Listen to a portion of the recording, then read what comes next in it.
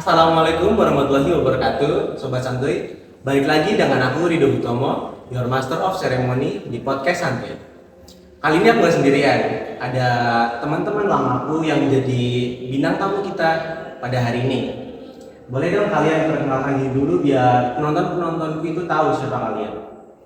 Perkenalkan, nama aku Tarisa Nurul Zakia, biasa dipanggil Tarisa. Halo semuanya.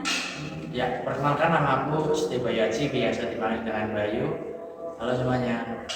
Perkenalkan, saya Sarlia Nurul Eza, biasa dipanggil Sarlia. Halo semua. Baik, terima kasih buat perkenalannya teman-teman.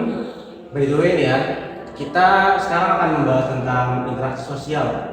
Karena kita sebagai manusia itu kan makhluk sosial kan, yang harus terus berinteraksi dengan manusia yang lain. Kalau menurut Mbak Tarisa nih, interaksi sosial itu apa sih?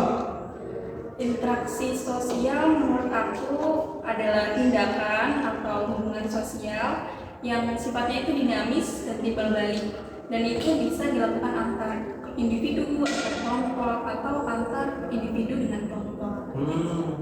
Berarti kayak kita ini tuh lagi berinteraksi ya? Betul banget. Kalau ciri-ciri interaksi sosial itu gimana sih? Ciri-cirinya yang pertama itu yang pasti ada pelaku ya, dan pelakunya itu lebih dari satu orang. Yang kali kita ngomong sama tembok nggak sih? Nah, terus juga ada komunikasi, ada dimensi waktu, dan ada tujuan-tujuannya. Ya juga ya, kalau kita interaksi sendirian itu bisa dianggap gila dong. Iya. Tapi nih, menurutmu ada nggak sih syarat-syarat untuk interaksi sosial itu? Ada dong, ada dua syarat. Yang pertama itu ada kontak sosial, yang kedua ada komunikasi. Kontak sosial itu dibagi menjadi dua, ada yang primer dan sekunder. Yang primer itu kontak sosial yang tanpa perantara, misalnya kita nih lagi ngobrol kayak gini, nah itu.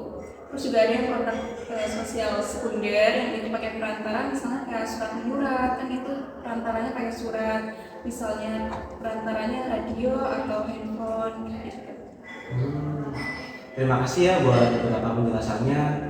Dilihat dari beberapa hal yang sudah disampaikan dari Mbak Tarisa tadi, kalau menurut Mas Bayu, ada nggak sih faktor yang mempengaruhi interaksi sosial itu? Oh, tentunya adalah faktor yang mempengaruhi interaksi sosial ada 6, yaitu sugesti, imitasi, identifikasi, simpati, motivasi, empati.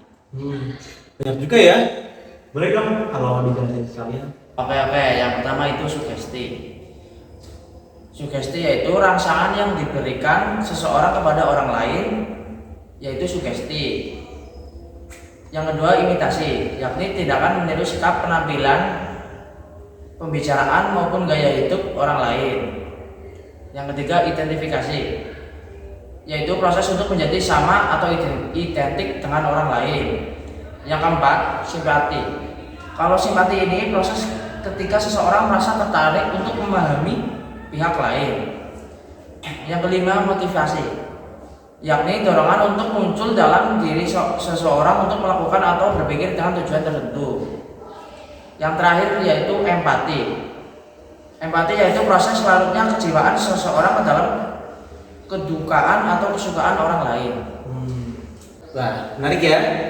Kalau jenis-jenis interaksi sosial itu apa aja sih? Jenis-jenis interaksi sosial ada 3, seperti yang sudah dijelaskan oleh Mbak Tarisa, yaitu ada individu dengan individu, individu dengan kelompok, kelompok dengan kelompok, atau antar kelompok. Terima kasih buat penjelasannya. Kalau menurut Mbak Serlia sendiri, interaksi sosial itu bentuk-bentuknya apa aja?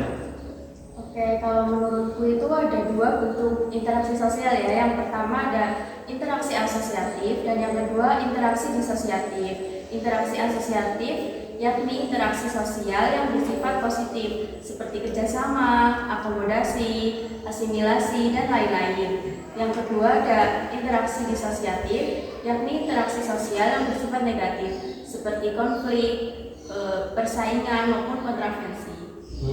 Gitu ya. Bisa kali ya kayak dikasih contoh dari masing-masing jenis-jenis tersebut. Baik.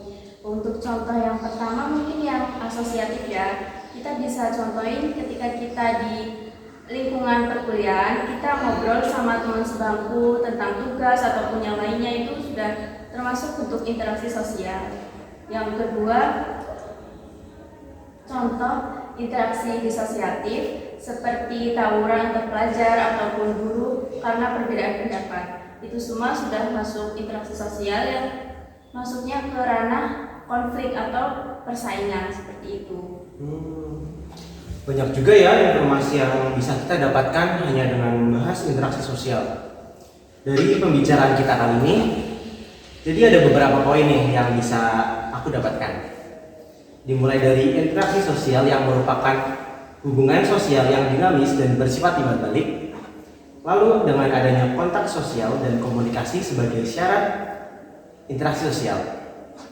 Dan dia juga punya ciri-ciri, yaitu harus adanya pelaku dengan jumlah lebih dari satu orang, dan ada komunikasi antar pelaku, lalu ada dimensi waktu, dan ada juga tujuan-tujuan tertentu. Terus dia itu punya faktor-faktor juga yang mendasari biar interaksi sosial itu terjadi. Kayak yang pertama itu ada sugesti, yang kedua imitasi, ketiga identifikasi, lalu yang keempat simpati, dan kelima motivasi, dan yang terakhir adalah empati. Interaksi sosial itu juga dibagi jadi 3 jenis. Yang pertama ada interaksi antar individu, lalu interaksi antara individu dengan kelompok, dan interaksi antar kelompok. Dan yang terakhir itu ada interaksi sosial dibagi jadi 2 jenis ya, kayak interaksi sosial asosiatif dan disosiatif. Mungkin segini aja sih pembahasan kita tentang interaksi sosial pada hari ini ya. Terima kasih buat teman-temanku yang udah mau hadir di podcast pembicaraan kita kali ini. Dan nantikan buat podcast kita selanjutnya. Bye-bye.